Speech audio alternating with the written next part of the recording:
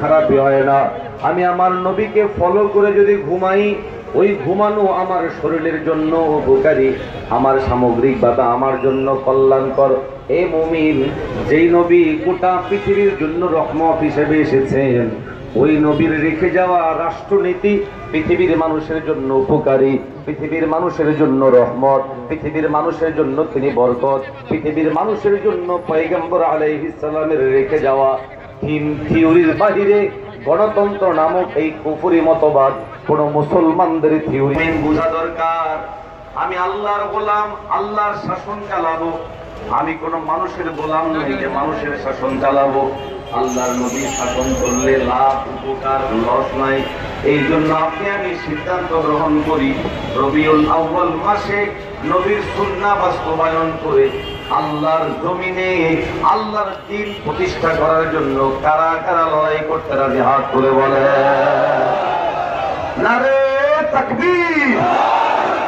তন্ত্রমন্ত্রের দিন শেষ, তন্ত্রমন্ত্রের দিন শেষ, নারে তাকবীর। ইসলামের জন্য প্রস্তুতি গ্রহণ করেন।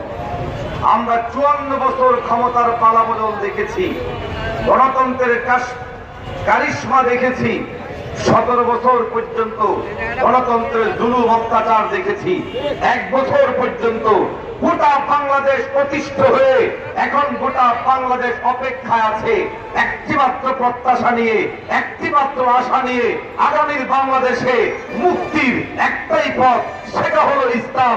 মুক্তির একটাই পথ, কোরআনী শাসন, শরিয়ার শাসন, ইসলামী শাসন। ইসলামী শাসনের জন্য কারা কারা ময়দানে কাজ করতে রাজি, আল্লাহ আমাদের সবাইকে কবুল করেন। আমার আলোচনার সারমর্ম হলো সিরাতুন নবী, নববী জীবনের একটা পার্ট হলো রাষ্ট্র পরিচালনা। আমার নবী জান্ডিভাবে আমাদেরকে মেসওয়াক চালানো শিখিয়েছেন, পেশাব করা শিখিয়েছেন, পায়খানা করা শিখিয়েছেন, খানা খাওয়া শিখাইছেন, ঘুমানো শিখাইছেন, হাঁটা শিখাইছেন, হাসা শিখাইছেন, কথা বলা শিখাইছেন।